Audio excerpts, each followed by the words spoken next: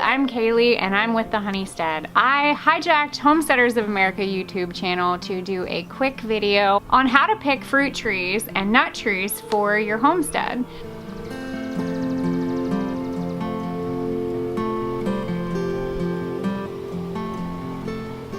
I went through and I discussed with my family some of our favorite fruit that we like to get from the store. It's been a dream of ours to have an orchard that can not only provide shade, but also provide fruit and food for us. So we sat down as a family and kind of discussed what do we like, what would we like for our area, for our growing zone. And that's something that you need to take into consideration when you guys go to plan on picking the fruit trees or nut trees for your own homestead. Our good friends over at Stark Brothers sat down and kind of discussed some of the things that I might be looking for my homestead with me. We have quite a little variety of things that we decided on. One tree that we really wanted to plan for our homestead was growing our own elderberry, to be able to make our own elderberry syrup. There are a couple different varieties that Stark Brothers offers. We have two roots here, Adam's elderberry and John's elderberry. We're gonna get them in the ground pretty soon, and we are definitely looking forward to being able to harvest our own elderberries, that we can make our own elderberry syrup to help boost our immune system. We also chose a Methyle Plum. So the reason that we chose this plum is because it is a huge fruit-bearing plum tree that is extremely hardy in growing zones 4 through 10. Now we're 6B, so I know that this will go very well. And before I actually did any ordering, I made sure to consult them and do some research on why and what to choose. This plum tree is going to offer so much for our homestead, especially when it comes to preservation.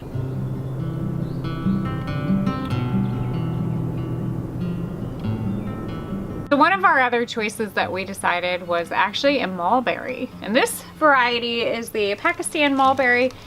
One of the reasons why we actually chose a mulberry is because reading the reviews and hearing other people discuss how mulberries bring in the birds and the squirrels to actually gravitate more towards this fruit tree versus some of our others, I'm hoping that if we plant it close to our orchard area, it'll actually draw in more of the birds to focus on this beautiful fruit-bearing tree versus some of our other trees that we have already growing. For the last 4 years, I've been growing a few peach trees here on our property, and I watch them grow and they get gorgeous and they're big and plump, and then when I go to pick them, they're gone. And the same thing with persimmon. We've got quite a few persimmon trees around here on our property that are just native to our area. So hearing that this could actually be utilized as a working tree, I couldn't help but say, let's give it a shot. Let's see how it works. So this mulberry tree is gonna be not only gorgeous in our landscape, it's gonna offer some fruit for us, but mainly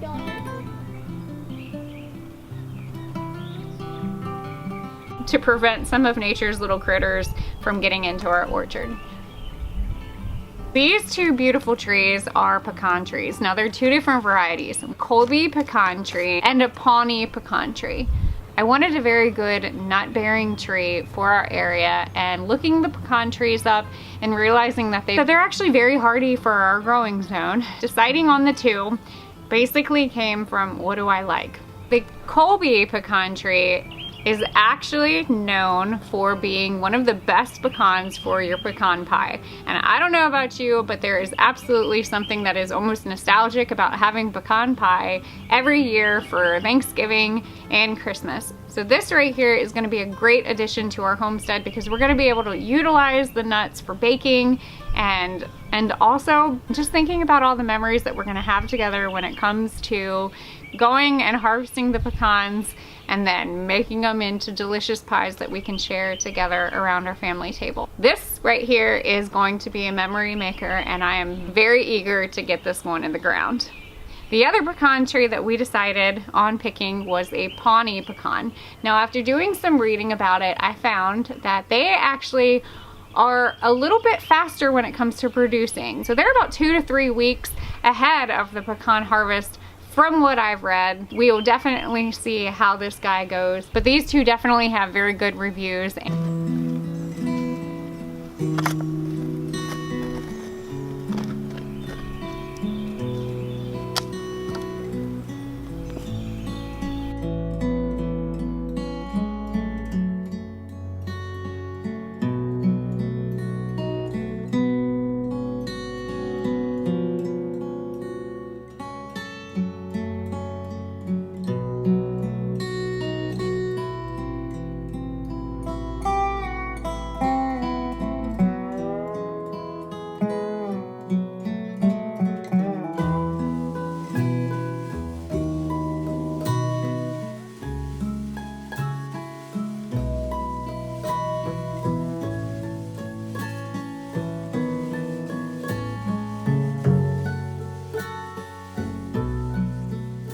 So this stunning tree is a Bartlett pear.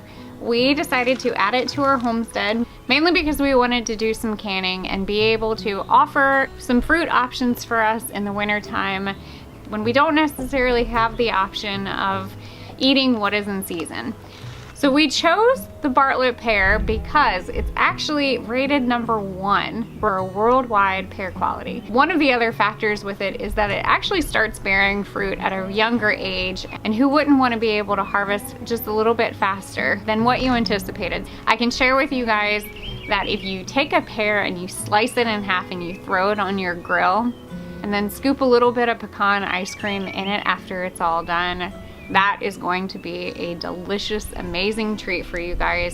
And just think about all the things that you can create from your own orchard.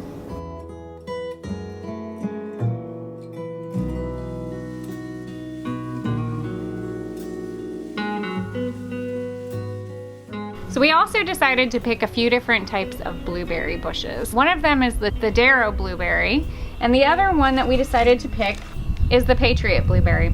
We chose these because we figured it would be just a fun addition to see how we like it and see how they start to grow. And then of course, a few different strawberry varieties. So we have the Ozark Beauty and the Cabot strawberry. Those two strawberries are really high rated when it comes to fruit bearing. Because they came in a root form, I went ahead and got them in the ground as soon as possible, because who doesn't love to grow their own strawberries and make their own jellies and jams? So we also got 2 triple crown thornless blackberries, which I don't know about you guys, but we end up getting more thorns in us than we do blackberries in our bucket.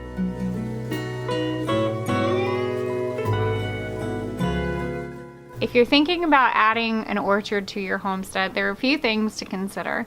Landscape is one of them, and variety and growing zone.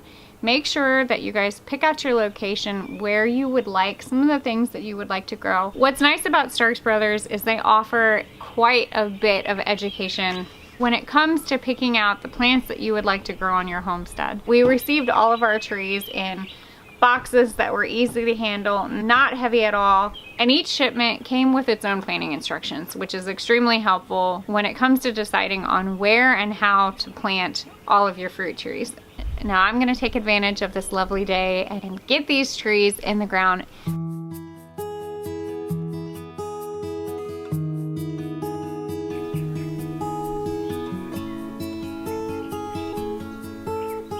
And make sure to go check out Starks Brothers and check out all of the things that they have to offer. That's only going to help benefit your homestead and make yourself a little bit more sustainable. Thank you guys for watching, and as always, don't be afraid to get your hands dirty and learn something old.